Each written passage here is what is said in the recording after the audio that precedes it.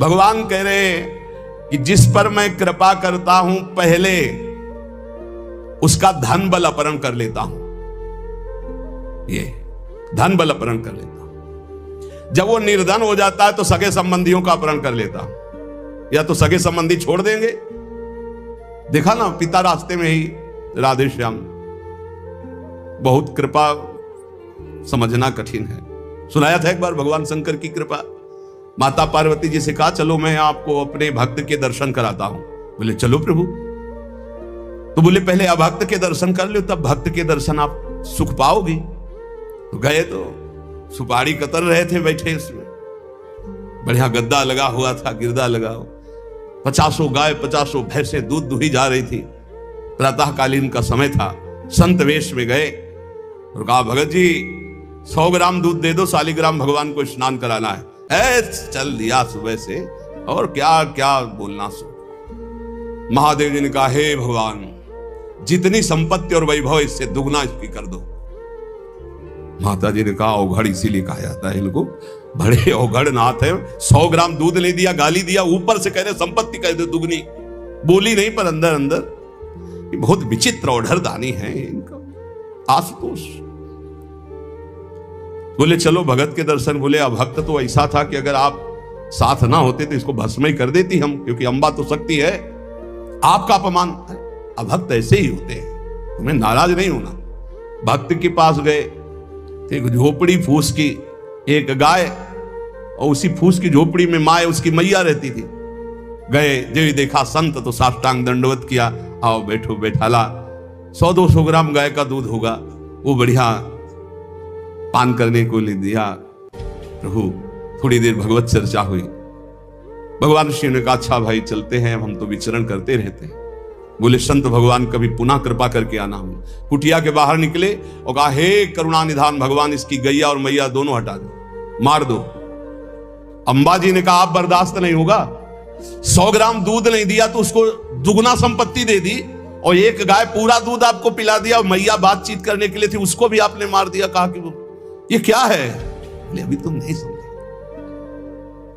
जब इतनी संपत्ति में साधु अपमान करके ऐसी गालियां देता, जब डबल संपत्ति होगी तो ऐसा अपराध करेगा घोर नरक जाएगा, समझो। और इसका कुछ मन मैया में जाता है, कुछ गैया में जाता है। दोनों भगवान के पास गए, अखंड हमारा चिंतन करेगा, ये हमें लीन हो जाएगा।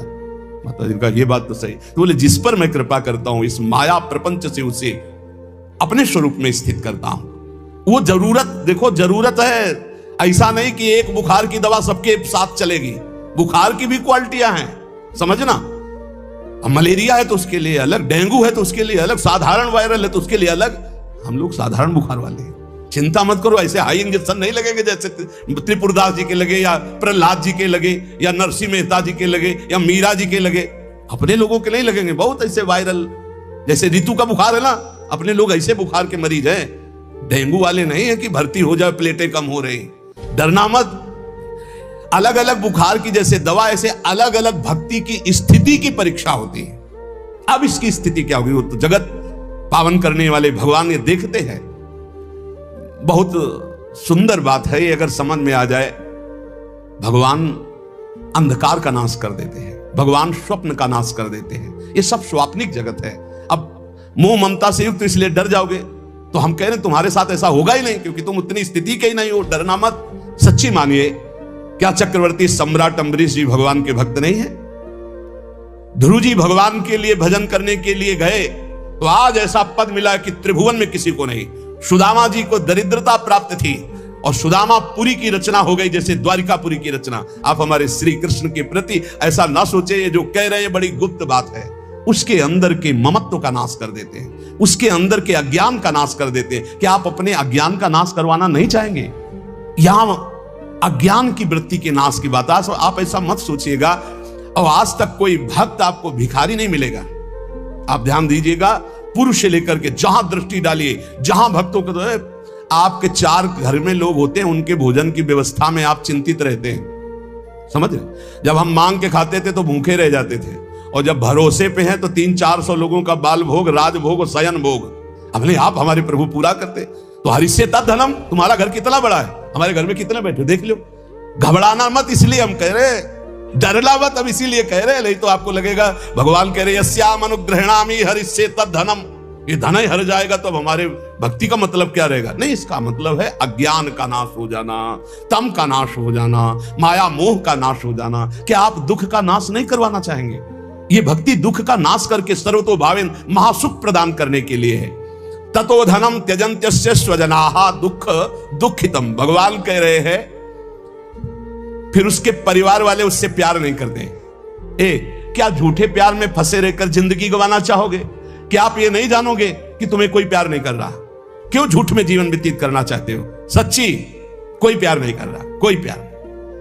अपने सुख के लिए प्यार कर रहा है, कोई तुम्हें प्यार नहीं कर रहा। तो भगवान कह रहे हैं मैं परिवार से भी उदासी पैदा, कोई उसको प्यार नहीं करता। असलियत में आ गई बात कि कोई प्यार नहीं करता। फिर कह रहे हैं कि जब वो व्याकुल चित्त हो जाता है, कोई उसे प्यार नहीं करता, ऐसा लगता है सब मुझे छोड़ दिए, तब मैं एक रास्ता देता हूं अपने भगवत प्रेमी महात्मा का। वो विशुद्ध संत से मिलता है, और जब संत से मिलता है तब मैं उसे अपनी कृपा से ऐसा सराबोर कर देता हूं, अनुग्रह की वर्षा कर देता हूं, और वो मेरे में डूब जाता है। महाभागवत, जन्म जन्मांतर के पापों का नाश करके महान सुख की प्राप्ति। यह है रहस्य हमारे प्रभु का, जो भक्तों के जीवन में जगह जगह पर दुख दिखाई देता है, वो हर मोड़ में ईंट खड़ी कर देते हैं, इधर चल सीधे। ये इतना फिसड्डी मन है कि अगर वो कृपा न करे तो माया में फंसा रहे, पर वो ऐसे ईंट रखते चले जाते, निकल मेरी तरफ बढ़कर आ जा। अब त्रिपुरदास जी बाजार गए तो बेच के बाजारे यो रुपया एक पायो, ताको ल्यायो मोटो थान मात्र रंग लाल गाइए, भीजो अनुराग पुनि नैन जलधार भीजो, भीजो दीन ताई धरि राख्यो और आइए, को प्रभु जन आए सहज दिखाई दई, भई मन दियो ले भंडारी पकड़ाइए, काहू दास दासी के ना काम को पे जाऊं लेके, बिनती हमारी जू गुसाई ना सुनाइए। त्रिपुरदास जी को दावत दिखाई दी जो पीतल की सी दिखाई दे रही थी, उठाई बाजार ले गए तो उस समय उन्हें 100 पैसे मिले, 1 रुपया। 1 रुपया कपड़े की दुकान में गए, मोटी मार्किंग को। अब जहां इतना कीमती वस्त्र, सोने के गोटे, हीरे लगाकर सुंदर ऐसी पोशाक भेजते थे, वहां आज स्थिति की मार्किंग कैसे ठाकुर जी को भेजे? लाल रंग से लगा, लाल रंग अनुराग का रंग, सफेद मार्किन लाके आंसू गिरते जा रहे हैं कि नाथ ये मोटा मार्किन आपके तो दास दासियों के लायक, पर कुछ नहीं है। अनुराग में भीने हुए नेत्रों से अश्रुधार बह रही है।